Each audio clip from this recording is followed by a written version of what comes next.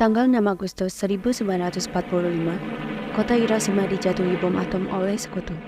Dan pada tanggal 9 Agustus 1945, giliran kota Nagasaki yang dijatuhi oleh bom atom oleh sekutu pula. Kejadian ini memberikan penderitaan bagi rakyat Jepang. Pasukan Jepang semakin lemah. Dan pada tanggal 12 Agustus 1945, Soekarno, Hatta, selaku pimpinan PKI dan Regimen Widyodiningrat sebagai mantan ketua PPU PKI, diterbangkan ke Dalat, 250 km di sebelah timur laut Saigon, Vietnam, untuk bertemu Marsekal Terauchi.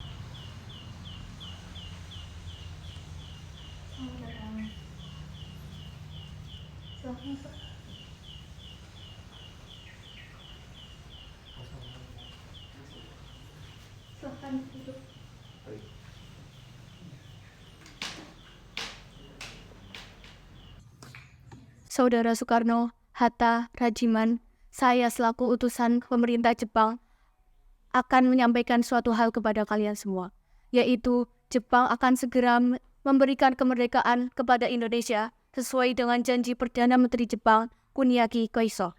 Dengan cara apa Jepang akan memberikan pernyataan merdeka kepada Indonesia? Dengan memproklamirkan kemerdekaan Indonesia sesuai dengan cara kerja PPKI. Benar, saya sangat setuju karena PPKI adalah badan yang bertanggung jawab untuk proklamasi kemerdekaan Indonesia. Saya sependapat dengan Anda, Bung. Tetapi kita harus tetap menyegerakan memproklamirkan kemerdekaan Indonesia, Bung. Maaf, pihak Jepang meminta Indonesia untuk memproklamirkan kemerdekaan selambat-lambatnya pada tanggal 24 Agustus 1945. Akan saya pikirkan kembali permintaan Anda, karena kami juga harus membicarakannya dengan PPKI. Baiklah kalau begitu, kami pamit undur diri. Terima kasih.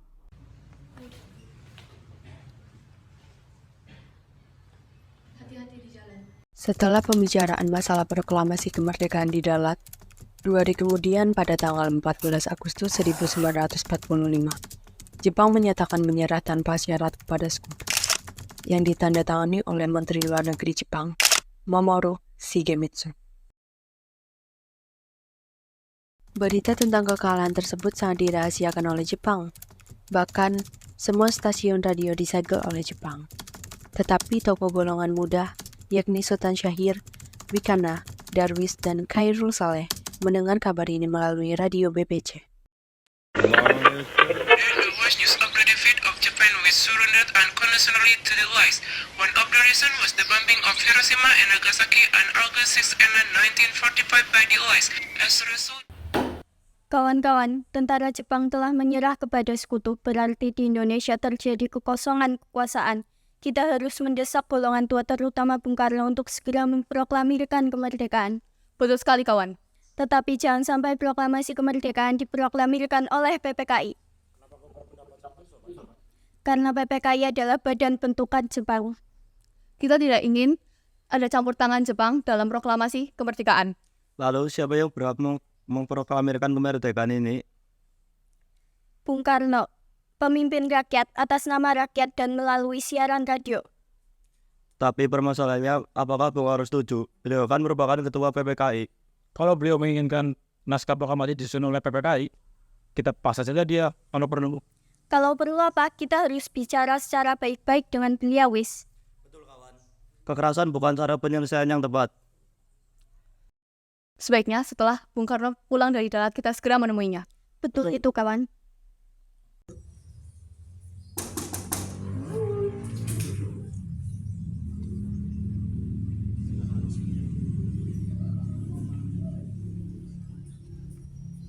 Ada maksud apa saudara-saudara datang kemari? Begini, Bung Karno, Jepang telah menyerah, Bu, dan kami minta Bung Karno segera memproklamirkan kemerdekaan. Tapi kan ada badan yang lebih berhak untuk merumuskan itu semua. Maksud Anda PPKI? Betul, karena PPKI lebih tahu hal-hal apa saja yang harus dirumuskan. Kami atas nama golongan muda tidak setuju jika PPKI yang menyiapkan proklamasi kemerdekaan, karena PPKI adalah badan bentukan Jepang. Kami tidak ingin kemerdekaan yang telah kami peroleh akan ada campur aduk dari pemerintah Jepang. Memproklamasikan merupakan hak dan tugas dari PPKI. Baik, jika pendapat Anda tetap seperti itu, kami mohon diri.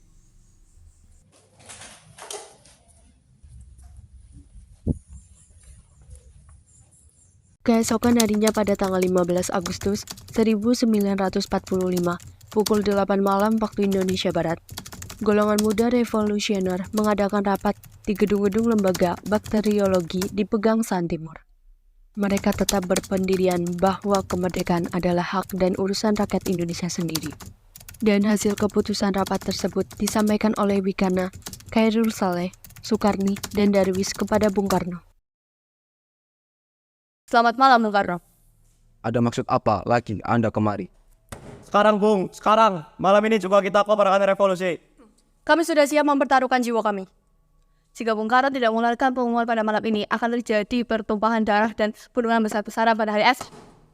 Ini batang leherku, seretlah saya ke pojok itu. Potonglah leherku, dan kamu tak perlu menunggu sampai esok hari. Jepang adalah masa silam. Kita sekarang harus menghadapi Belanda yang akan berusaha kembali untuk menjadi tuan di negeri kita ini. Jika saudara tidak setuju dengan apa yang telah saya katakan, dan mengira bahwa saudara telah siap dan sanggup untuk memproklamasikan kemerdekaan, mengapa saudara tidak memproklamasikan kemerdekaan itu sendiri? Mengapa meminta Soekarno untuk melakukan itu? Apakah kita harus menunggu hingga kemerdekaan itu diberikan kepada kita sebagai hadiah? Mengapa bukan kita yang menyatakan kemerdekaan kebangsaan Indonesia? Kami bertiga telah membicarakannya dengan Jepang secara baik-baik. Saya takut itu hanya tipu muslihat dari Jepang, di mana jika kita melakukan kesalahan, maka akan terjadi pertumpahan darah. Kekuatan segelintir ini takkan mampu mengalahkan armada perang milik Jepang. Coba kau perlihatkan padaku. Mana bukti kekuatan yang diperhitungkan itu? Apa tindakanmu untuk menyelamatkan wanita dan anak-anak jika ternyata terjadi pertumpahan darah? Bagaimana cara kita nanti untuk mempertahankan kemerdekaan? Bayangkan bagaimana kita akan tegak di atas kekuasaan kita sendiri. Sekarang berikan saya waktu untuk berdiskusi. Soekarno, Hatta, Ahmad Subarjo, Dr. Buntaran, Dr. Sanusi, dan Iwa Kusuma Sumantri yang hadir malam itu melakukan perundingan. Setelah selesai berdiskusi, Hatta menyampaikan hasil perundingannya kepada golongan muda. Usul dari golongan muda tetap kami tidak bisa terima, karena kurang perhitungan dan takut memakan banyak korban jiwa dan harta. Baiklah, jika Anda mempertahankan pendapat kalian, kami mohon diri. Setelah mengetahui pendirian golongan tua, pada pukul 12 malam, golongan muda melakukan rapat di Asrama Baperpi, Jalan Cikini nomor 71. Dalam rapat itu, diputuskan untuk mengungsikan Soekarno dan Hatta ke Rengas Dengklok. Tujuannya adalah agar Soekarno dan Hatta tidak terpengaruh oleh Jepang. Di sini mereka kembali meyakinkan Soekarno bahwa Jepang telah menyerah dan proklamasi kemerdekaan segera dibacakan tanpa pengaruh Jepang. Pada pukul 4 pagi, tanggal 16 Agustus 1945, dibawa ke Rengas Dengklok. Khairul Saleh dan Singgi yang merupakan tentara peta melakukan aksi tersebut.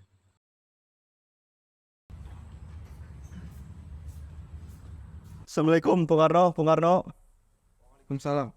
Ada apa gerangan? Bung Karno, Anda harus segera ikut kami ke Rengas Dengklok sekarang juga. Untuk apa? Sudah, jangan banyak bicara, bawa istrimu dan anakmu sekarang juga. Fatmawati.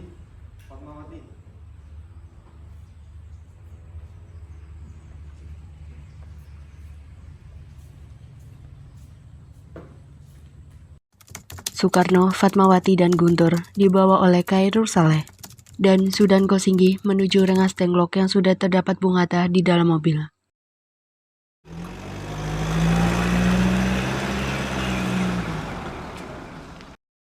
Di sebuah pondok bambu berbentuk panggung di tengah persawahan Rengas Dengklok. Siang itu terjadi perdebatan panas antara Soekarno-Hatta dan golongan muda. Revolusi berada di tangan kami sekarang dan kami memerintahkan Bung, kalau Bung tidak memulai revolusi malam ini, lalu apa? Yang paling penting dalam peperangan dan revolusi adalah saatnya yang tepat. Di Saigon, saya telah merencanakan pekerjaan dilakukan pada tanggal 17. Mengapa tanggal 17? Mengapa tidak sekarang atau tanggal 16 saja? Saya tidak dapat menerangkan dengan pertimbangan akal mengapa tanggal 17 lebih memberi harapan kepadaku. Akan tetapi, saya merasakan di dalam kalbuku bahwa itu adalah hari yang sangat baik. Tanggal 17 besok adalah hari Jumat Legi, hari Jumat yang berbahagia, dan hari Jumat yang suci. Al-Quran diturunkan pada tanggal 17. Orang Islam bersembahyang 17 rakaat. Oleh karena itu, kesucian angka 17 bukanlah buatan manusia.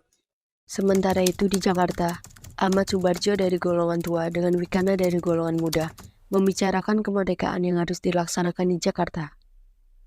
Laksamana Takashi Maeda bersedia untuk menjamin keselamatan mereka selama berada di rumahnya. Berdasarkan kesepakatan itu, Yusuf Kunto dari pihak pemuda hari itu juga mengantar Ahmad Subarjo bersama sekretaris pribadinya, Sudiro ke Rengas Dengklok untuk menjemput Soekarno dan Hatta. Rombongan penjemput tiba di Rengas Dengklok sekitar pukul 5 sore.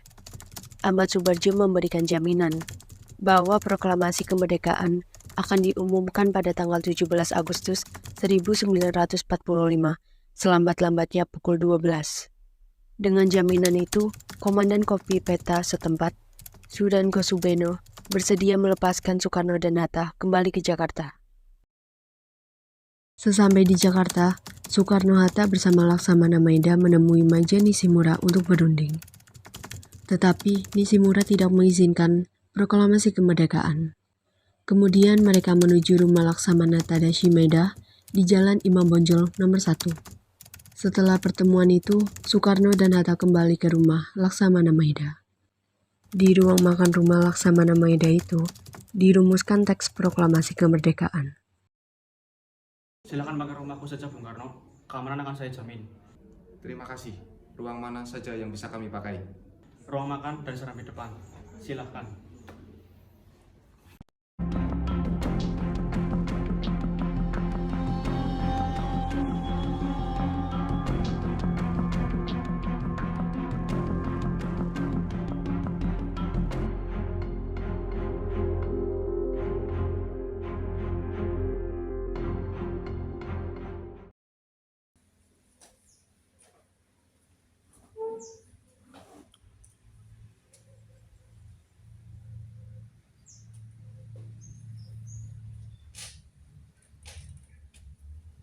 Keadaan yang mendesak telah memaksa kita semua mempercepat pelaksanaan proklamasi kemerdekaan. Rancangan teks telah siap dibacakan di hadapan saudara-saudara. Dan saya harap benar bahwa saudara-saudara sekalian dapat menyetujuinya sehingga kita dapat berjalan terus dan menyelesaikan pekerjaan kita sebelum fajar menyingsing.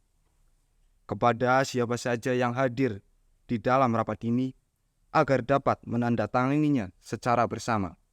Saya tidak setuju. Naskah proklamasi tersebut sebaiknya ditandatangani oleh Soekarno dan Hatta atas nama bangsa Indonesia. Bagaimana para hadirin? Setuju. Tolong ketikan, Sayuti. Baik, Bung.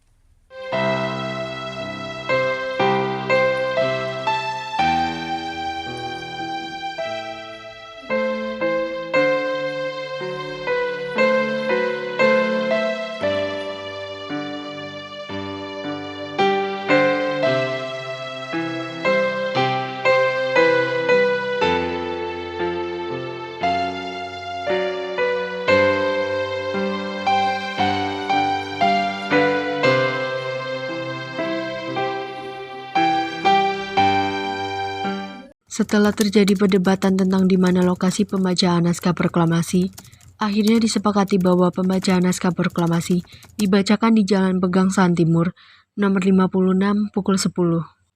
Para undangan dan warga Jakarta pun berbondong-bondong menuju kediaman Bung Karno tersebut. Bung Karno lalu menyampaikan pidatonya sebelum membacakan naskah proklamasi. Saudara-saudara sekalian, saya telah meminta saudara hadir di sini untuk menyaksikan suatu peristiwa maha penting dalam sejarah kita. Berpuluh-puluh tahun kita bangsa Indonesia telah berjuang untuk kemerdekaan tanah air kita. Bahkan telah beratus-ratus tahun. Sekarang tibalah saatnya kita benar-benar mengambil nasib bangsa dan nasib tanah air kita di dalam tangan kita sendiri. Hanya bangsa yang berani mengambil nasib dalam tangan sendiri akan dapat berdiri dengan kuatnya. Maka kami tadi malam telah mengadakan musyawarah dengan pemuka-pemuka rakyat Indonesia dari seluruh Indonesia. Permusyawaratan itu seia sekata berpendapat bahwa sekaranglah datang saatnya untuk menyatakan kemerdekaan kita. Saudara-saudara, dengan ini kami menyatakan kebulatan tekad itu. Dengarkanlah proklamasi kami. Proklamasi kami, bangsa Indonesia, dengan ini menyatakan kemerdekaan Indonesia.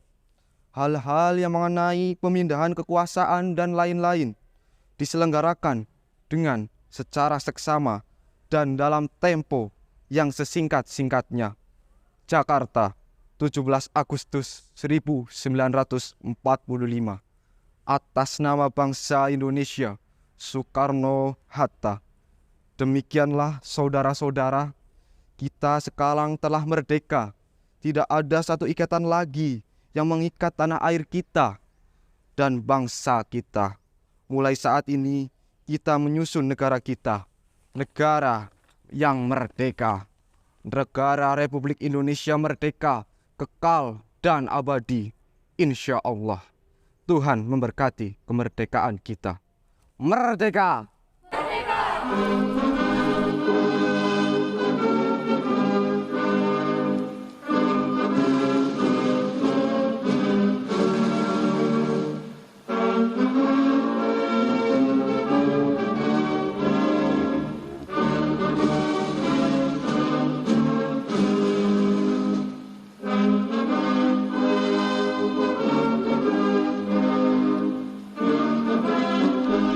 Peristiwa yang sangat bersejarah bagi bangsa Indonesia ini berlangsung sekitar 1 jam.